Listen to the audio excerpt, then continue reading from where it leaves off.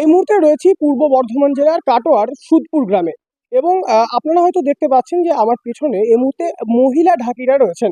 একদল মহিলা রয়েছেন সুদপুর গ্রামে, যারা ঢাক বাজান। ঢাক বাজানোর জন্য আমাদের পূর্ব বর্ধমান জেলা ছাড়িয়ে, পশ্চিমবঙ্গ রাজ্য ছাড়িয়ে এখন বর্তমানে ভিন রাজ্যেও তারা ঢাক বাজাতে যান।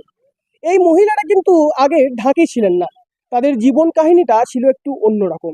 তবে কিভাবে এই পেশার মধ্যে ওনারা এলেন, কিভাবে শুরু হলো এই ঢাক বাজানো, জেনে নেব বিস্তারিত।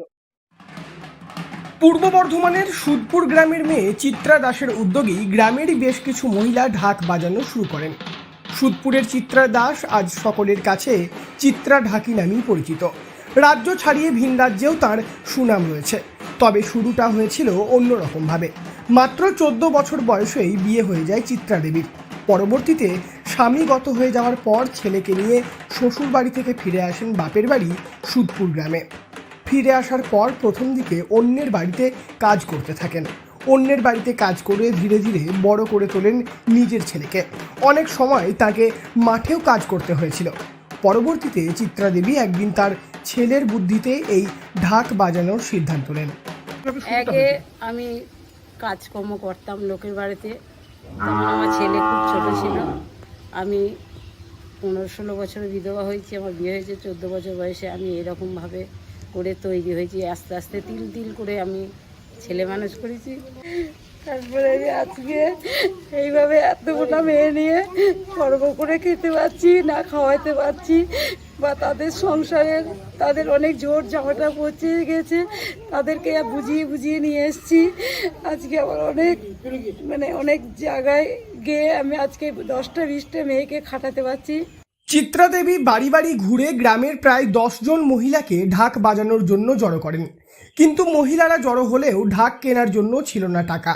তখন ওই মহিলারাই টাকা ধার করে চিত্রা দেবীর হাতে তুলে দেন এবং সেই ধার করা টাকা দিয়ে কেনা হয় ঢাক। সুদপুর গ্রামেরই ঢাকের মাস্টার নাদু দাসের কাছে যান চিত্রা দেবী। তারপর নাদু দাসের কাছেই শুরু করেন ঢাক বাজানোর প্রশিক্ষণ নেওয়া। যেহেতু চিত্রা দেবী এবং তার সঙ্গীরা মহিলা, তাই শুরুর প্রথম দিকে তাদের অনেক কটূক্তি শুনতে হয়েছিল। তবে আজ চিত্রা দেবী সহ অন্যান্য মহিলাদের একটা আলাদা নিজস্ব পরিচিতি রয়েছে। বহু বাধা বিপত্তি পার করে আজ তারা উপার্জন করতে শিখেছেন। গ্রাম ছাড়িয়ে তারা এখন পৌঁছে যান ভিন রাজ্যেও। পুজোতে সবাই যখন পরিবার নিয়ে আনন্দে মেতে ওঠেন, ঠিক সেই সময় অন্যদের আনন্দ দিতে ভিন রাজ্যে ব্যস্ত থাকেন এই সুদপুর গ্রামের মহিলা ঢাকিরা। এই প্রসঙ্গে শান্তনা দাস নামের এক মহিলা ঢাকি জানিয়েছেন, যেতে ইচ্ছা করে না, তাবু যেতে হয় যে আমাদের দুটো পয়সা আসবে বলে। কষ্ট তো সব জায়গাতেই কষ্ট, তাবু বাইরে গিয়ে বেশি এনজয় হয়। বাড়ি থেকে মনে হয় সবারই যখন এনজয় করতে পারে, আমাদেরও বেশি এনজয় হয়। আবার বাড়ির জন্যও মন পড়ে থাকে, কিছু করার নেই, ছেলে মেয়ে সবই আছে, সবই বুঝতে পারছেন। সবই তো কষ্টর সংসার, কষ্ট না হলে এত দূর কেউ পৌঁছাইবেও না। হ্যাঁ, মন খারাপ করে, মন তো খারাপ করবি। সবাই স্বামী ছেলে নিয়ে ঘুরে, আমরা তো ধরুন ঘুরতে পারি না। সবারই সাথেই করি, ভাই দাদা বোন ঠাকুমা দাদু সবার সাথেই মিশে পাই, কিন্তু বাড়ির লোকের সাথে আর মিশতে পারি না। যেমনটা আপনারা দেখলেন, এই কাটোয়ার সুদপুর গ্রামের চিত্রা দিদি তিনি আগে অন্যের বাড়িতে কাজ করে অর্থ উপার্জন করতেন। পরবর্তীতে নিজের চেষ্টায় শুরু করেন ঢাক বাজানো। আজকে এক থেকে একাধিক জন তার দলে রয়েছে। একাধিক মহিলাকে নিয়ে তিনি রাজ্য ছাড়িয়ে ভিন রাজ্যে পাড়ি দেন।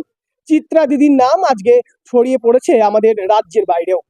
আর এভাবেই চলছে পূর্ব বর্ধমানের কাটোয়ার সুদপুর গ্রামের চিত্রা দিদির ঢাকের দল।